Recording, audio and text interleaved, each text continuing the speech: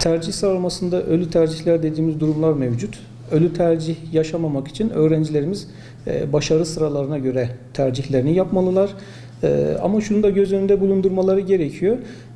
Her ne kadar başarı sıralaması kötü bile olsa en çok gitmek istedikleri bölüm hangi bölümse onu en üst sıralara öğrenciler yazabilirler. Buna çok dikkat etmeleri lazım.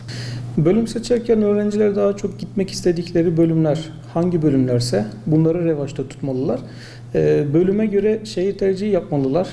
Örnek vermek istersek diyelim ki endüstri alanında bir bölüm tercih ediyorsa öğrenciler, endüstrisi daha gelişmiş olan büyük şehirler hangi şehirlerse bu alanlara daha çok önem vermeleri gerekiyor. Örneğin Kocaeli olsun, İstanbul olsun, Bursa olsun, bunlar endüstri alanında gelişmiş olan bölgeler olduğundan dolayı öğrenciler bunlara dikkat etmeliler. Ama diyelim ki öğrenci eğitim fakültesini tercih edecekse bunun için herhangi bir şehir önemli değildir. Çünkü bölüm bitirildikten sonra KPSS ile yerleştirilmesi yapılacak. Öğrenci bir elemeden geçecektir. Geleceğin meslekleri sadece tek bir branş altında özellikle şudur demek yanlıştır. Çünkü STEM dediğimiz bir uygulama var. Science, Technology, Engineering ve Maths. Yani fen, teknoloji, mühendislik ve matematik. Bunları bir arada yürütülebilecek bir bölüm geleceğin meslekleri arasındadır. En basit olarak bir robotik kodlamayı düşündüğümüzde robot teknolojisinde bu 4 bölümün bir arada bulunması gerekiyor.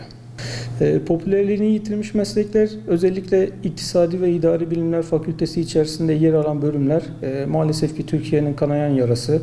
Kamu yönetimi olsun, işletme olsun, iktisat olsun, maliye olsun, bu gibi alanlar önceleri 90'ları düşündüğümüzde çok revaçta göz önüne getirildi. Ama ve lakin ilerleyen süreçlerde hem alımları azaldı hem de iş imkanları kısıtlandı. Öğrenci hangi bölümü okumak istiyorsa o bölümü tercih etmeli.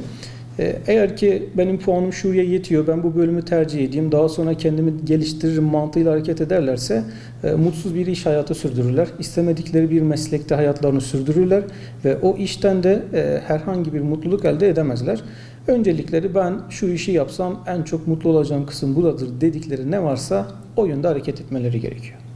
Öğrencilere tavsiyem kendilerini nasıl ve ne şekilde, hangi şehirde, hangi bölümde mutlu hissediyorlarsa önceliklerini o bölümlere vermeleri gerekmektedir.